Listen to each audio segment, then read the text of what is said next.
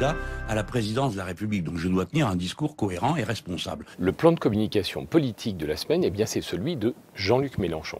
Jean-Luc Mélenchon a annoncé sa candidature au journal de 20h sur TF1 le 10 février dernier. Et depuis cette date, il déploie une stratégie de communication très dynamique qui s'est accélérée au cours des derniers jours. Elle a commencé jeudi la semaine dernière.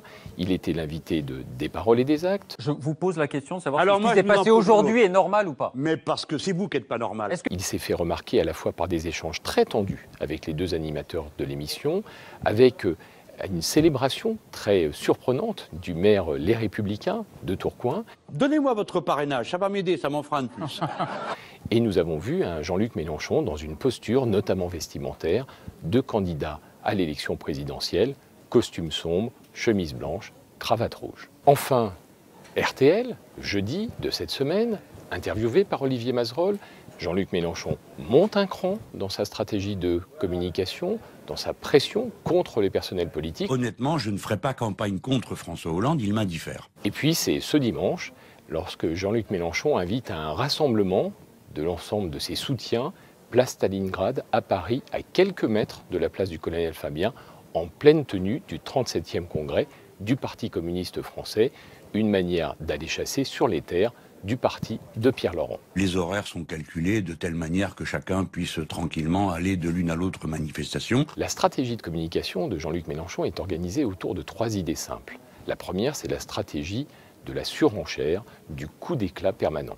Jean-Luc Mélenchon l'avait dit dès 2010, je suis le bruit et la fureur, le tumulte et le fracas. Jean-Luc Mélenchon fait de toutes ses prises de parole des pavés dans la mare qui créent des pics de médiatisation, une visibilité médiatique extrêmement forte. Deuxième stratégie, Jean-Luc Mélenchon cultive la stratégie de la différence politique permanente, une manière de dire que la seule vraie révolution politique, c'est celle qu'il incarne dans l'échiquier politique. Vous écorche la bouche de parler de capitalisme? Enfin, la stratégie de la vraie gauche, celle qui est aux côtés des opprimés, des pauvres, de ceux qui sont dans la rue, ce qui conduit tous les mouvements dans les entreprises, les conflits sociaux, les mouvements de rue, à s'attendre à voir une venue tonitruante et médiatisée de Jean-Luc Mélenchon. Cette stratégie de communication met aujourd'hui Jean-Luc Mélenchon à 12% des intentions de vote des Français au premier tour de l'élection présidentielle, à juste 2 points de François Hollande. C'est déjà pas mal, non? Mais cela met aussi Jean-Luc Mélenchon face à 3 risques majeurs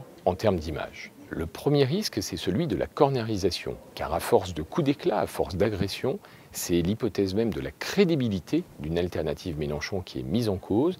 Comment concilier révolution et construction? Le deuxième risque, c'est celui de l'isolement. Comment aujourd'hui Jean-Luc Mélenchon pourra-t-il rassembler après avoir stigmatisé tous les courants? Jean-Luc Mélenchon apparaît plutôt comme un homme isolé sur le plan médiatique et sur le plan politique, peut-être un homme de recours pour les sans-voix, mais un homme qui aujourd'hui ne fait que 12%. Le troisième risque, c'est celui de la lassitude. Jean-Luc Mélenchon crée systématiquement le conflit. Il pourrait finalement n'être que le creuset de l'ensemble des mécontentements successifs des Français, avec une très grande difficulté à construire un programme dans lequel les Français pourraient se retrouver. Au final, une seule chose est sûre, si la stratégie de communication de Jean-Luc Mélenchon est probablement sa meilleure alliée, elle peut être aussi sa plus grande faiblesse, car à un moment donné, pour gagner en politique, il faut pouvoir rassembler. Nous aurons une première réponse à cette capacité de Jean-Luc Mélenchon à rassembler ce dimanche, place Stalingrad, à Paris.